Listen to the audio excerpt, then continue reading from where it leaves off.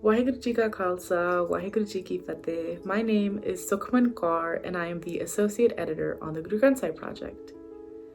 We are excited to announce the release of Bhagat Sain Ji's Bani set in Rag Tanasari, a musical mode of contentment and cheerfulness that conveys a sense of fulfillment upon realizing IkOankar within oneself. Bhagat Sain Ji is one of 15 Bhagat composers whose compositions are included in the Guru Granth Sahib. This is his only one. But like many of the Bhagat contributors to the Guru Granth Sahib, there are many debates and uncertainties around his life, which are explored in great detail on the Historical Dimensions page on our website. But in addition to the fact of his connection with IkOankar, the other important fact to acknowledge is Bhagat Sain Ji's caste background. In English, we would translate it as the oppressed barber caste, but in Punjabi, it's called Nai, depending on the regional pronunciation, which has much more depth and gravity and cultural legibility in a way that barber in English fully does not.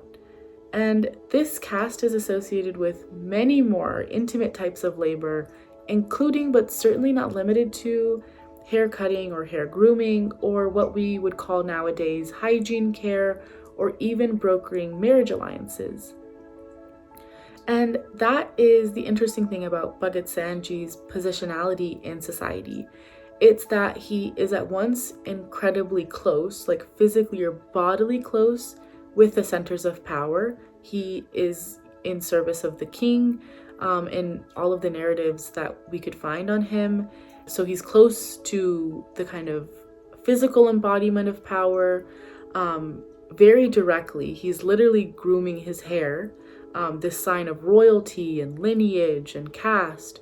But simultaneously, because of his own caste background, Nai, he becomes incredibly far removed from, excluded from the religious centers of power and rituals especially, because he's not allowed to participate in them because of his caste.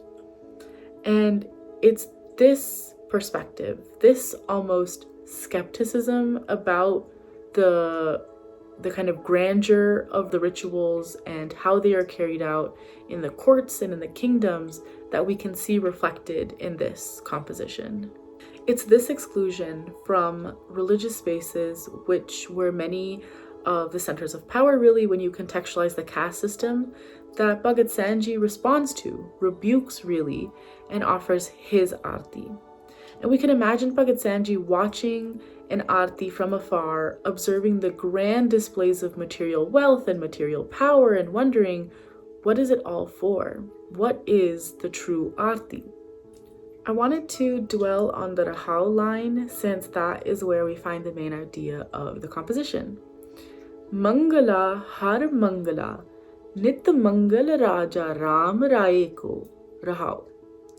And our team translates this as your joyful song, O Hari, the remover of suffering, your joyful song. I sing the joyful song of you, King Ram, the emperor, the all-pervading sovereign, daily. Now in this line we find two synonyms for IkOankar. The first one is Hari, which we can kind of understand as highlighting the attributes of removing suffering, dispelling fear, this kind of all-pervasive nature of IkOankar. And then the second one being Raja Ram Rai, so King Ram, the emperor, which highlights the qualities of justice and sovereignty and royalty. So in utter adoration, Bhagat Sain Ji resounds with this song of happiness, Mangala, and is filled with the ecstasy emanating from the joy of connection with IkOankar. He experiences an irrevocable surrender, which invites emotions of happiness that are beyond explanation and quantification. In that state, he gives us a paradigm-shifting idea that disrupts and sheds the veils of social constructs, nudging us to ask ourselves, what is our true Arti?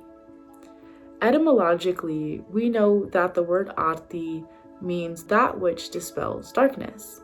So it's worth pausing when Bhagat Sain Ji calls us in and questions, are any of the Artis that we participate in or that we engage in really dispelling our inner darkness.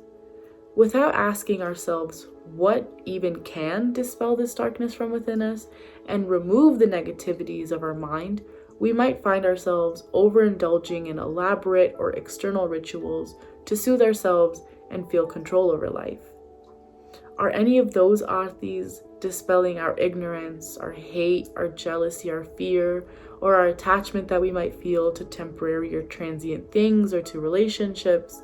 Whatever it might be that hinders us from cultivating a personal and intimate relationship with IkOankar like Bhagat Sain Ji did.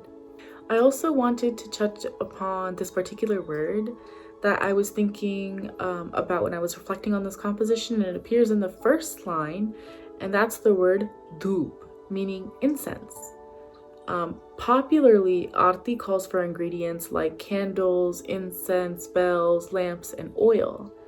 But in Bhagat Sain Ji's reformative example, by viewing true devotion as the only necessary ingredient, the only real essential ingredient that we need to celebrate the One, I feel inspired to reflect on the intention behind my own attitudes, my own beliefs, my own rituals, and my own dogmas. Bhagat Sain Ji changes the narrative by inspiring all of us to adorn these elements, these ingredients within each of us. He models for us that through earnestly offering the self, in this case offering himself to IkOankar, what adornment can look like. Each and every single one of us houses these ingredients for this connection within. No longer, he asserts, do we have to literally physically be within these social centers of religious power to feel connection with the One. We can do that within ourselves. Each and every single one of us can find connection with IkOankar, and it's that connection that can dispel the darkness from within. And it's through this transcendent Arti for the transcendent One, for IkOankar. And we learn that our humble devotion is both the incense, it is the wick, it is also the lamp when we praise IkOankar. Bhagat Sain Ji's social context tells us that he was prohibited from accessing many religious and social spaces.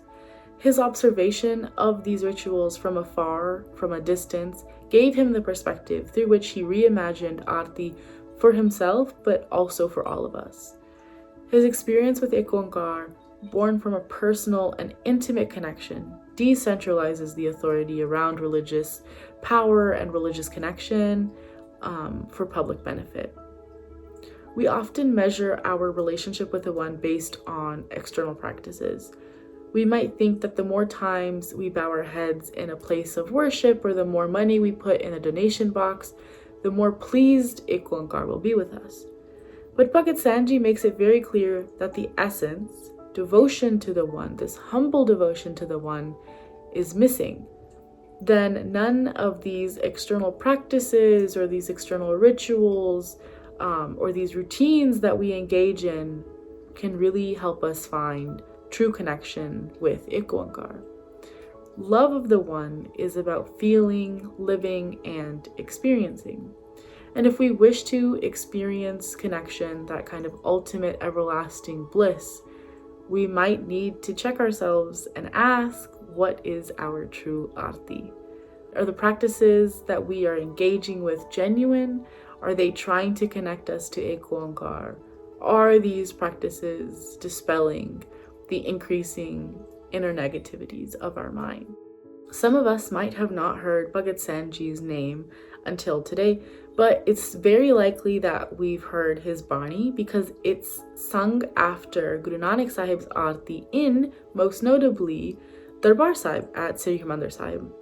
So I hope you spend some time with this composition, with the historical and the musical and the poetical dimensions, because there's much more information about Bhagat Sain Ji in this composition, Arti, that might surprise you and might shift how you listen and hear and understand and engage with this composition next time you hear it. Waheguru Ji Ka Khalsa, Waheguru Ji Ki Fateh.